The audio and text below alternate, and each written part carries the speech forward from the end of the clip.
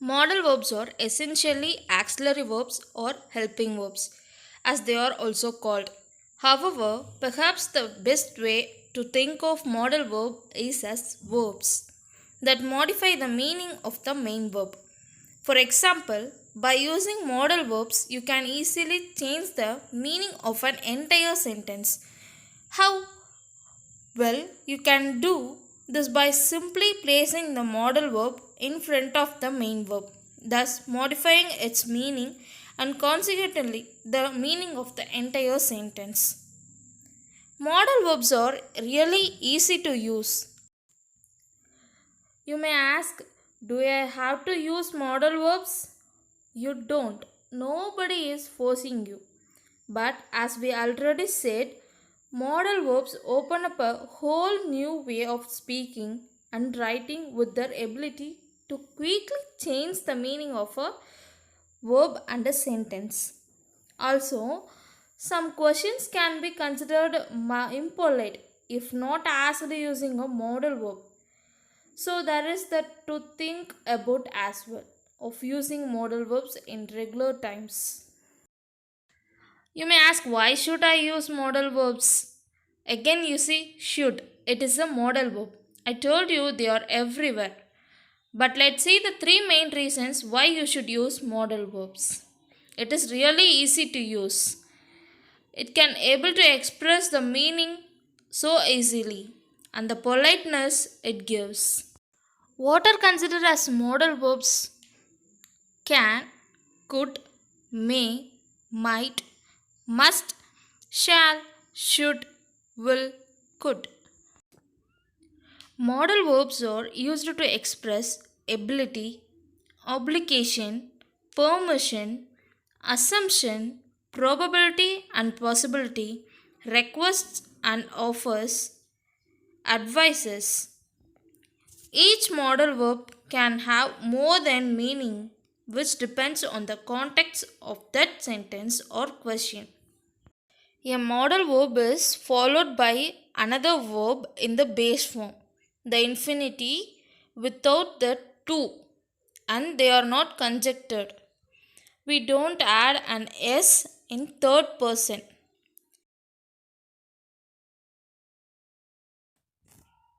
Let's start with shall. The shall is used in five waves of possibility. Number 1, futurity. Number 2, command, promise, threat. Number 3, formal obligation. Number 4, offer. Number 5, advice or suggestion. And also, the modal verb should is also used in five different usages. Number 1, past form of shall. Number 2, belief. Number 3, moral obligation. Number 4, probability. Number 5, advice or suggestion. Okay, now you may be in the confusion of both the usages are similar. Let's start learning with the application of shall. First one, futurity, which means future time. We already know that will also accompany in the future. So don't get confused.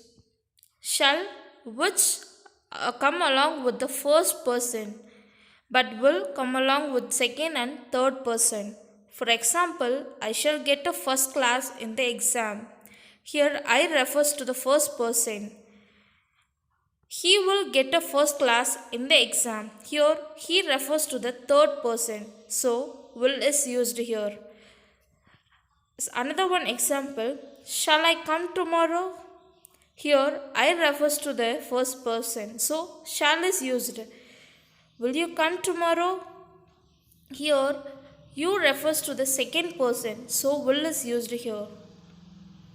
Second usage, command, promise, treat. Command, that delivery man shall not enter my office again. Promise, you shall have a holiday tomorrow. Treat, you shall be punished for this act. Shall in this occasions, subject is in the second or third person. And this type of comments and promise treat or considering as a old fashion in this modern era. The third usage, formal obligation. Concerned person should be formally obliged. For example, the student shall pay the fees during the first month of every semester. The accused shall appear in court again on 26th October. Nowadays, shall become old fashioned. Using must for formal obligation is in modern era. Next one, offer. Shall I get you a glass of water? Shall I ask you to have a dinner with me? Here we are offering someone a glass of water or a dinner with us. Last one, advice or suggestion. Shall we have pizza tonight? Shall I order lunch from outside? But will in statements, will is more commonly used. In questions such as offer, suggestion, willingness of a person, shall is used. Next, we discuss about should and its usages. First usage, past form of shall and used in indirect speech. For example, I expected that I should get a first class in the exam. Ram said that he should come the next day. In this both examples, should is used as a past form of shall in indirect speech. Second usage, belief. Belief that may not be true. For example, if it should rain, they will not come. It suggests like if it rain, then they will not come, which is a belief that will not be true. Another example, if he should see me here, he will be annoyed. It also suggests like a belief that will not be true. Third usage, moral obligation. Not a formal obligation or compulsion, but a moral obligation or duty we want to do. For example, we should obey the rules. It may be a civil rule or criminal rule or traffic rules or school rules. Any rules, we should obey the rules. So, there is a moral duty for us, moral obligation. Another one example, you should have been more careful. We must be more careful on whatever we are working on. Fourth usage, probability. Something is probable or likely to happen. For example, she should be in the library now. Sam should be here by 10 pm. So, both are something probable, that is a possible of both the things. So, should is used there. Fifth usage, advice or suggestion. For example, you should apologize for your behavior. These medicine should be kept in the refrigerator. In these examples, advisory elements and suggestions are there. So should is used. Next, modal verbs will and could. Both the verbs have the similar usage. First one, futurity. Second, request or offers. Third, certainty. Fourth, habits. Fifth, conditionals. First usage, futurity, which means the future time. Will, event in future.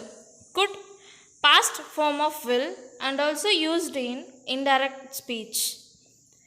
Will, for example, the bus will start in a few minutes. In this example, will is acting in future. He said that the bus could start in a few minutes. In this sentence, could is acting as the indirect speech of will. One more example, he will pass the exam. Rakesh said he could pass the exam. Second usage, request or offers. Will usually goes with casual but less polite. Could usually goes with more formal and more polite. Will used between friends and relatives but could used with elders and strangers.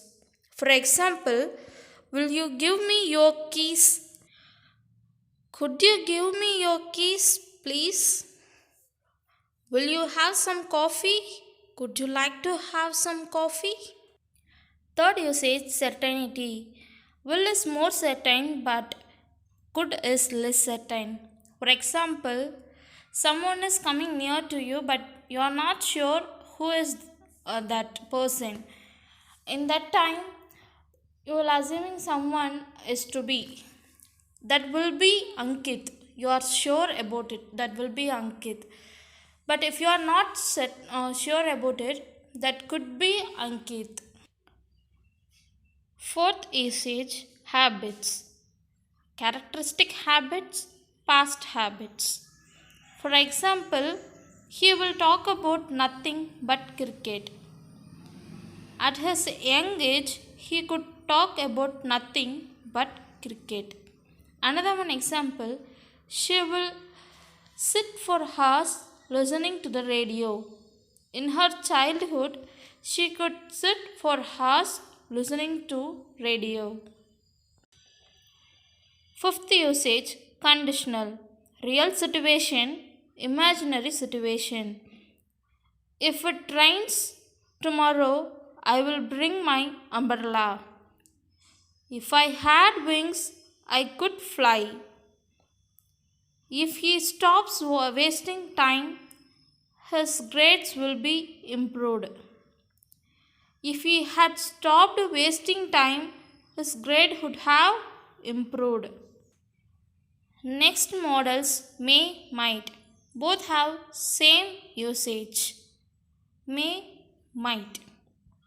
More likely possible, which is 100%. Might, less likely possible. For example, of 30 to 40%. Not sure about the percentage, just to understand. For example, Jack may be coming to see us tomorrow. As she could not sleep yesterday, she may be tired today. In this both example, it shows more likely possible. So may is used here. We might make a stop along the way. The woman looks as if she might be in her late 40s. Next usage, permission. May is more formal and polite, but might is more casual and less polite. May I go to the restroom? May I borrow the car tomorrow? These are more formal and polite in manner. Might I ask for a favor? Might I ask when the movie starts? These two are more casual and less polite. May is used to give permission. You may go now. He may not go to the movie tonight. These two examples exhibit that may is used to give permission. May used to express a wish, but might can't. May you live long. May success attend you. Next, we move on to next model, can and could. These two also exhibit the same usage: ability, request or offer, possibility, permission. First usage, ability. Can, could. Can, which is the present ability. Could, past ability. For example, I can run 4 miles. Here, the present ability of mine is shown in the name of can. When I was younger, I could run 4 miles. Here, could is shown as a past ability. At present, I can't capable of running, but I was capable once I was in a childhood. Some more examples: I can swim across the river. I could swim across the river when I was young. He can play cricket. He could play cricket in his teenage. Second usage: request or offer. Can is used less polite and more friendly with friends or relatives, but could is more polite and more generous used with elders and strangers. For example, can you pass me the salt, brother? Here, brother, someone is close to our, so we use can. Could you pass me the salt, father? Here, father, someone elder to us, so could is used. Some more examples: can you take me to the station? If you finish your homework, we can go to the movies. Could you lock the door when you leave? We could try that new Italian restaurant tonight. Third usage: possibility. Can is used as general possibility, could as specific possibility. For example, do you think he can win the race? It may be any race of running race or horse race, any race, the possibility of his winning. Here, the train could be late. Some train which we will be waiting so far. So that train could be late. A specific possibility. Some more example: in Norway, the temperature can be as low as minus 50 degrees Celsius. If you don't study, you could fail the exam. Fourth usage: permission. Can is less polite and more friendly. Could is more polite and more generous, as we said already. For example, can I go to the movie tonight? Can you help me? Could I go to the movie tonight, please? It's asking permission, more polite. Could I go and meet them? It may be anyone. So we asking permission, more polite, using could. Next model: must. The usage of must or formal obligation, necessity, logical certainty. As we previously said in shall, must is replacing shall in formal obligation. Formally or legally obliged. The tenant must pay the agreed amount on the first day of every month. The accused must appear in court this Wednesday. Next usage: necessity. Something is necessary. You must improve your handwriting. We must drink at least 3 liters water every day. These two examples shows that something is very necessary to our day-to-day life. Third one: logical certainty. Opinion which is very likely or certain. For example, living in such crowded conditions must be difficult. We must teach them a lesson. So, in these two examples, our opinion is very likely or certain.